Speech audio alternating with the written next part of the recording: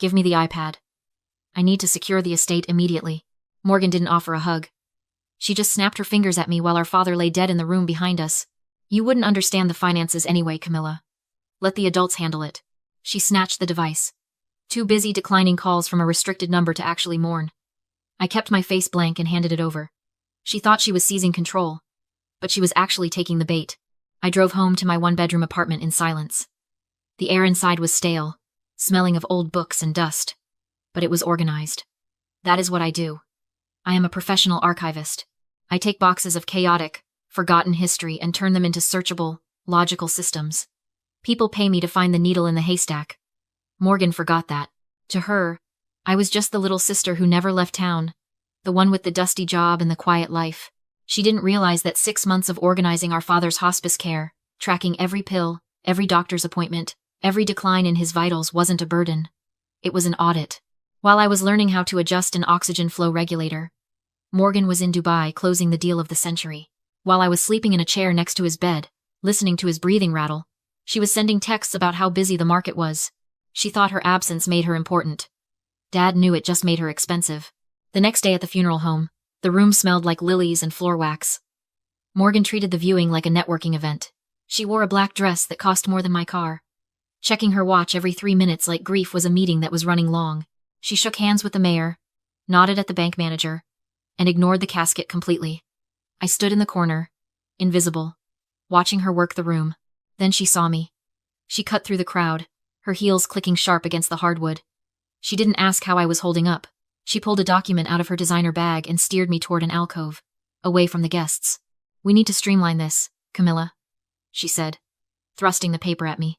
It is a waiver. It appoints me as the sole executor. It saves us time and saves you the headache. I looked at the paper. It wasn't just a waiver. It was a total surrender of control. I looked up at her, letting my eyes widen, playing the role she expected, the overwhelmed, fragile little sister. I don't know, Morgan, I stammered, making my voice thin. Dad said we should do it together. She laughed. A short, sharp sound that didn't reach her eyes. Thoroughly check your reality, Camilla. You are an archivist.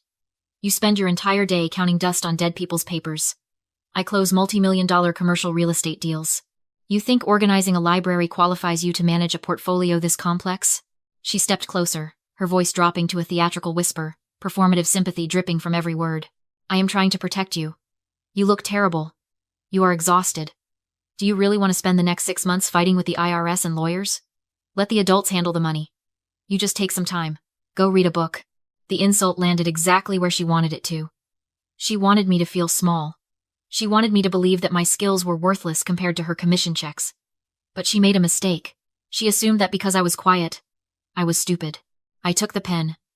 My hand trembled not from fear, but from the effort of holding back the rage. You are right, I whispered. I don't think I can handle the stress right now. You are so good at this stuff. I signed the paper. But I signed it with a messy, illegible scrawl that didn't match my legal signature on file. It wouldn't hold up for 5 minutes in court, but it bought me the one thing I needed right now. Her arrogance. Morgan snatched the paper back, satisfied. Good girl, she said, patting my arm like I was a slow child. Go sit down before you faint. She walked away to charm the funeral director. I watched her go, smoothing my skirt. She thought she had just secured the empire. She didn't know she had just handed me the shovel to dig her grave. 2 weeks before the funeral, the air in my father's bedroom was thick with the scent of rubbing alcohol and inevitable endings. Dad was weak, his skin paper-thin, but his eyes were sharp, clear. He watched me organize his medication on the nightstand, lining up the bottles with the precision he'd taught me. She is waiting, you know, he whispered. His voice was a dry rattle, but the words were distinct. Morgan. She is counting the days. I stopped what I was doing. Dad, don't. We have to be realistic, Camilla. She is in debt. Deep debt. I heard her on the phone in the hallway last week. She needs a payout, and she thinks my estate is her ATM. He coughed, a wet, heavy sound that made my own chest ache. She thinks I am too sick to notice. She thinks you are too quiet to fight back. He reached out, his hand trembling, and pointed to the bottom drawer of his dresser. Get the form. I knew which one he meant. We'd discussed it when the prognosis turned terminal. I pulled out the bank authorization form. It was already filled out, changing the 2-factor authentication number on his primary savings account, the one with the $85,000 Morgan was desperate for. Change it, he rasped. Not to your number. She will guess that. Change it to the burner. I pulled the cheap, prepaid flip phone from my bag. We'd bought it with cash at a convenience store 3 towns over. No paper trail. No link to me. I wrote the number on the form, and Dad signed it. His signature was shaky, but firm enough to be legal.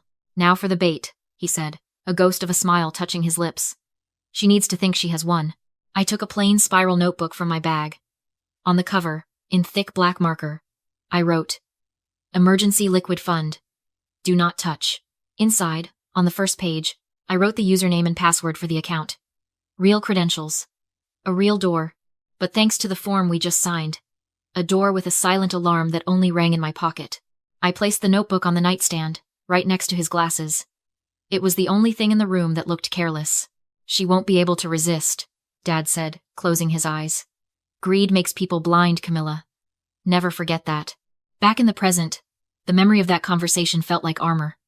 I stood near the refreshment table at the wake, watching Morgan. She was working the room, accepting condolences with a practiced grace that didn't quite cover the tension in her shoulders.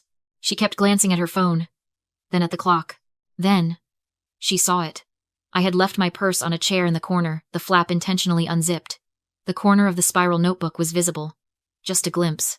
I stepped out onto the funeral home's porch, pretending to take a call. Through the window, I watched. Morgan waited until a group of mourners moved toward the buffet. She slid over to my chair. She didn't look around. She didn't hesitate. She reached into my bag, pulled out the notebook, and flipped it open. I saw her eyes widen. She pulled out her phone and snapped a picture of the page. Then she shoved the notebook back into my purse and walked away, smoothing her dress. She had the key. She thought she had the kingdom. Later, as people were leaving, she cornered me again. I am worried about you, Camilla, she said, her voice loud enough for our aunt to hear. You seem unstable. The grief is making you paranoid. Aunt Linda said you were talking about changing the locks on Dad's house. That is not rational behavior. I looked at Aunt Linda, who was frowning at me with concern. Morgan was painting the picture. The crazy, grief-stricken sister, who needed to be managed. Who needed a guardian. I didn't say that, I said, letting my voice wobble. I don't know where the keys are. See? Morgan said, turning to Linda, with a sad shake of her head. She is confused. It is okay, sweetie. I will handle everything. We just need to make sure you don't do anything impulsive. Maybe we should look into a temporary conservatorship. Just until you are back on your feet. Whatever you think is best, I whispered, looking at the floor. Morgan squeezed my shoulder. It is for your own good. Dad always said you were fragile. She walked away, confident. She had the password. She had the narrative. She had the control. I put my hand in my pocket and felt the cool plastic of the burner phone. It was silent now. But I knew that tonight, when the lights went out and she thought she was alone, it would sing. The lawyer's office smelled of expensive leather and old money. Morgan sat in the plush chair like it was a throne. Her legs crossed, her foot tapping a restless rhythm against the leg of the mahogany table. She wasn't grieving. She was calculating. I could practically hear the numbers clicking in her head, tallying up the payout she needed to cover whatever hole she'd dug herself into.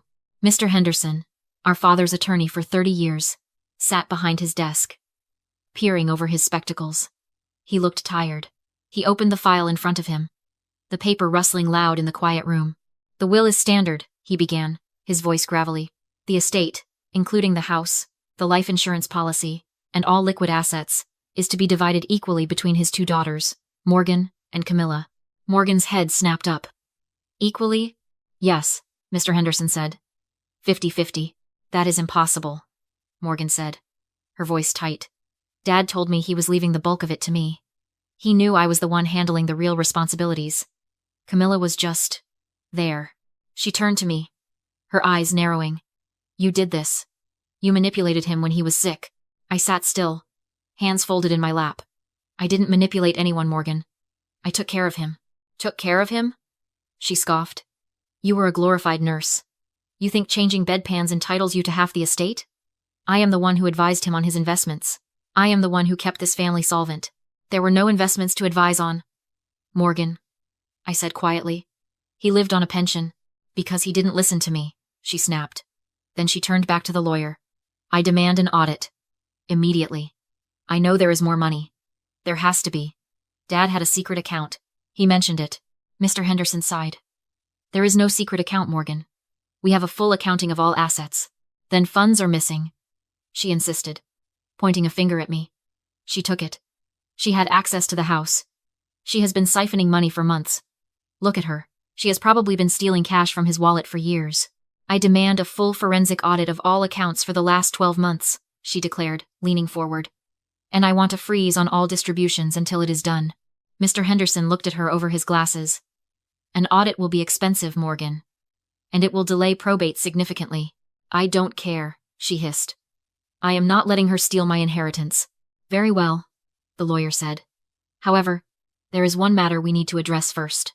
As standard procedure, we froze all of Thomas's accounts immediately upon notification of his death. He paused, looking down at a paper in the file. However, he continued, the bank notified us of an irregularity. It seems there was an attempted access to one of the savings accounts on the night of his death. Morgan went still. Attempted access? She repeated, her voice carefully neutral. Yes, Mr. Henderson said. Someone tried to log in and transfer funds, but the transfer failed. Morgan let out a short, incredulous laugh. Well, there you go. Proof. She tried to loot the account before you could freeze it. I told you she was a thief. She looked at me with a smirk that was pure poison. You are not just incompetent, Camilla. You are a criminal. You tried to steal from a dead man. I didn't defend myself. I didn't argue. I just watched her. She thought she had me. She thought she had found the smoking gun that would cut me out of the will and hand her everything. We will get to the bottom of who accessed the account, Mr. Henderson said. The bank logs everything. Good, Morgan said, leaning back in her chair, satisfied. Get the logs. Prove it was her. And when you do, I want her prosecuted. She looked at me, her eyes gleaming with triumph. You are done, Camilla. You are going to walk away with nothing. Just like you deserve.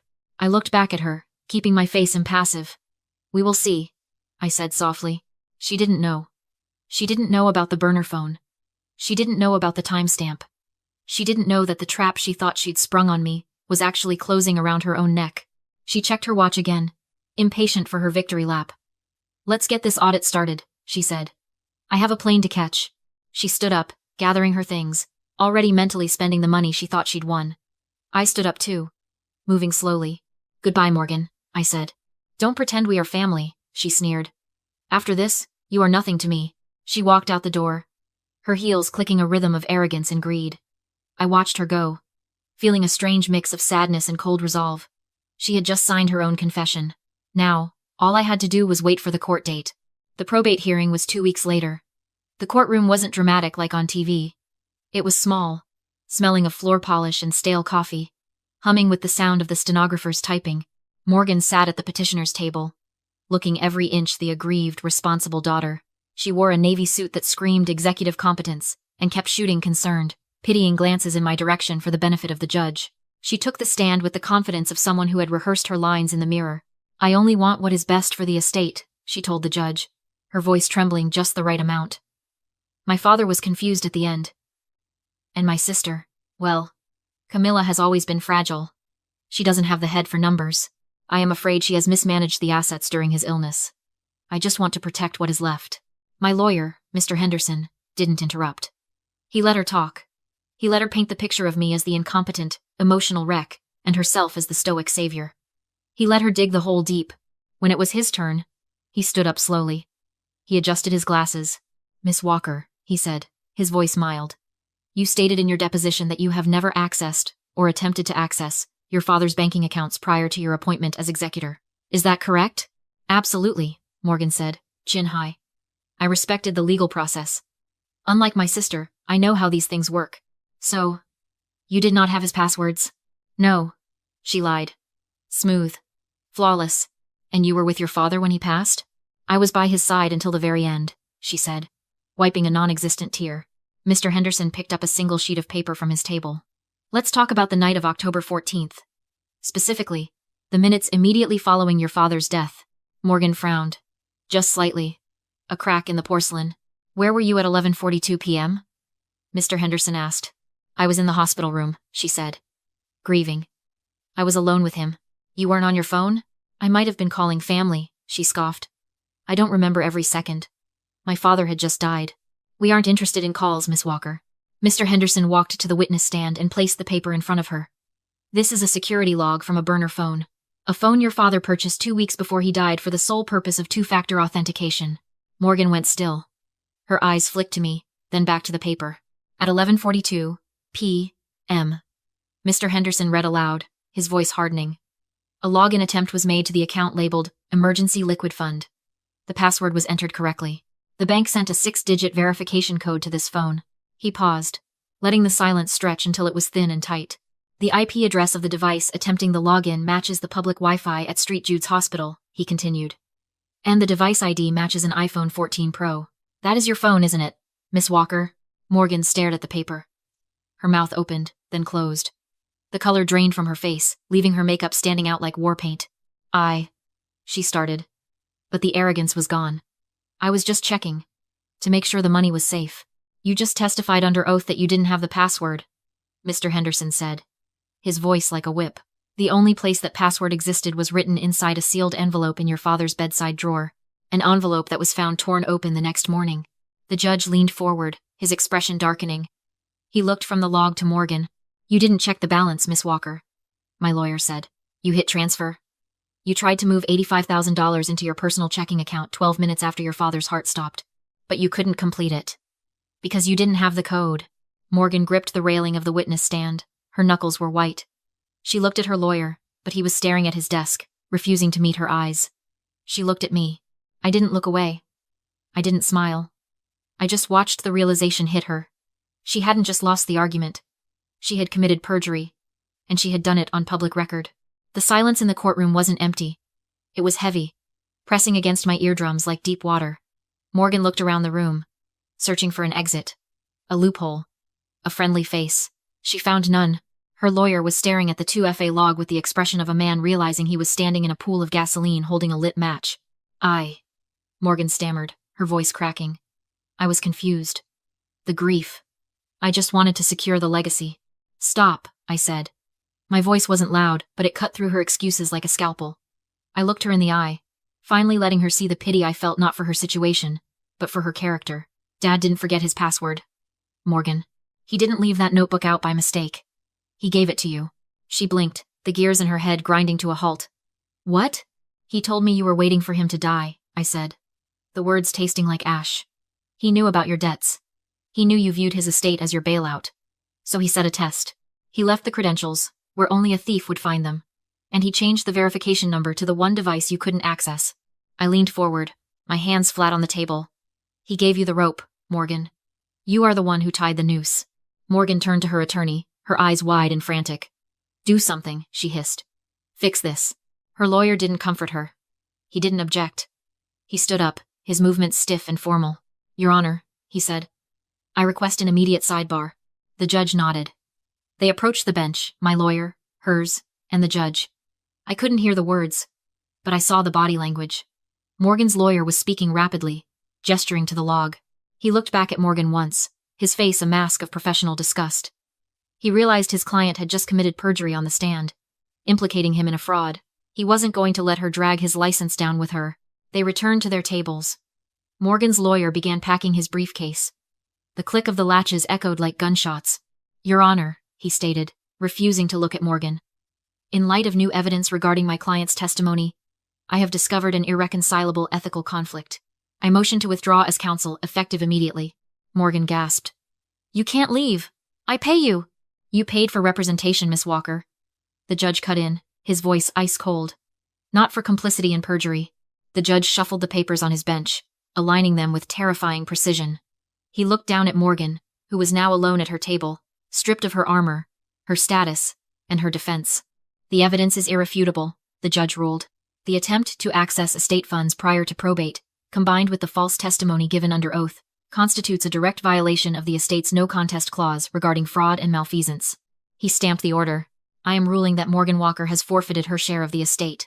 The entirety of the assets will pass to the remaining beneficiary, Camilla Walker. Furthermore, I am referring this matter to the district attorney's office for review regarding the attempted theft and perjury. Morgan slumped in her chair. It wasn't a graceful faint. It was a collapse of structure. She looked like a building whose foundation had just been detonated. She had walked in demanding everything. She was walking out with a criminal record. Court is adjourned, the judge said. I gathered my files. I didn't look at Morgan. There was nothing left to say to her. The ledger was balanced. Morgan didn't wait for the bailiff to dismiss us. She stormed out of the courtroom, the heavy oak doors slamming behind her with a violence that shook the frame. I packed my bag slowly. I checked my phone. I thanked Mr. Henderson. I walked out into the hallway, breathing in the air that no longer smelled like her expensive perfume. But she hadn't left. She was waiting for me in the parking lot, pacing between the rows of cars like a caged animal. The midday sun was harsh, stripping away the courtroom shadows and leaving nowhere to hide. When she saw me, she lunged. "You ruined everything!" she screamed, her voice shredding the quiet of the parking lot. "Do you have any idea what you have done? That money was mine. I earned it." She got in my face, invading my space, using her height and her heels to loom over me. It was the same tactic she'd used since we were kids. Physical intimidation. Volume. Force. "You think you are smart?" she spat, her eyes wild. "You are nothing. You are a little mouse hiding in a library. I am going to bury you, Camilla. I will spend every last dime I have dragging you through appeals until you beg me to stop." I looked at her. Really looked at her. And realized the monster I'd feared for 30 years was just a desperate woman in a wrinkled suit. "You don't have any dimes left to spend, Morgan," I said calmly. "I have assets," she shrieked. "I have leverage. I eat people like you for breakfast, remember? That is what you said. This is my world, not yours." "It was your world," I corrected. "Until you perjured yourself in it." Before she could scream again, a diesel engine roared to life behind her. A flatbed tow truck backed into the lane, blocking her luxury SUV. The backup beeper cut through her tirade like a metronome. Morgan spun around. "Hey! What are you doing?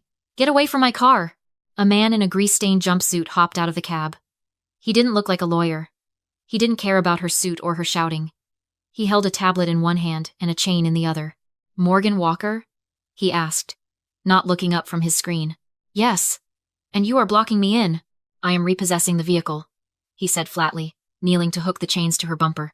"Order came through 10 minutes ago." "This is a mistake," Morgan yelled, rushing toward him. "I pay my bills. My credit is perfect." The man stood up and turned the tablet screen toward her. "Lady, you stopped making payments 90 days ago. The GPS tracker on this thing lit up at the courthouse, so I have been waiting for you to come out. Saved me a trip to your house." Morgan froze. The color that had returned to her face drained away again. 90 days? I asked, putting the pieces together. "Morgan, you didn't just need the inheritance for debts. You were insolvent." She stared at the truck, her hands shaking. The truth spilled out, not because she wanted to confess, but because she couldn't hold it back anymore. "It was a bridge loan," she whispered, the fight draining out of her. "I leveraged the car, the house, everything. I took a hard money loan to pay for the lawyer and cover the vigorish on the other debts. It was all due. Today." I understood then. The rush. The demand for the iPad in the hospital hallway. The desperation at the funeral. She wasn't just greedy. She was drowning. She had bet her entire existence on receiving that $85,000 and the house equity immediately. She had leveraged her life against a payout she assumed was guaranteed. "You bet on Dad dying," I said, the realization cold in my stomach. "And you bet on me being weak." "I can fix this," she muttered, patting her pockets for a phone that was now evidence in a criminal investigation. "I just need time." "You are out of time," the repo man said. He hit the winch. The cable pulled taut. The SUV, Morgan's symbol of superiority, her armor against the world, groaned as it was dragged onto the flatbed. "My house," she gasped, turning to me, eyes wide with horror. The loan was cross-collateralized. "If they take the car, they take the condo," I finished. She lunged for me then, grabbing my arm. "Camilla, please. You have the money now. You have the house. Help me. Just pay off the bridge loan. I will pay you back. I swear." I looked at her hand on my arm. The same hand that had snatched the waiver at the funeral. The same hand that had tried to steal from our dead father. I pulled my arm away. "No," I said. "You can't leave me with nothing," she screamed as the tow truck began to pull away. "I am your sister." "You stopped being my sister when you tried to make me your victim," I said. I walked to my car, a 5-year-old sedan, fully paid off, reliable, and mine. I got in and locked the door. Morgan was standing in the empty parking spot, screaming at the sky. A queen of nothing, ruling over a kingdom of asphalt and debt. I drove out of the city limits, past the suburbs where Morgan's empty condo sat, past the funeral home, past the lawyer's office. I drove until the air smelled like salt, and the horizon opened up into the gray expanse of the Atlantic. I parked at a quiet beach overlook, the engine ticking as it cooled. It was over. I reached into my bag and pulled out two things. The burner phone, its screen dark and silent, and the single sheet of paper with the account credentials for the emergency liquid fund, the bait that had caught a shark. I looked at the paper one last time. It was just numbers and letters, but it represented everything my father had tried to teach me in his final days. That silence isn't weakness. That preparation beats volume. That integrity is the only currency that doesn't devalue. I tore the paper into strips, then into confetti. I opened the car window and let the sea breeze take them. They fluttered away like white moths, disappearing into the dunes. Then I took the burner phone. I smashed it against the pavement.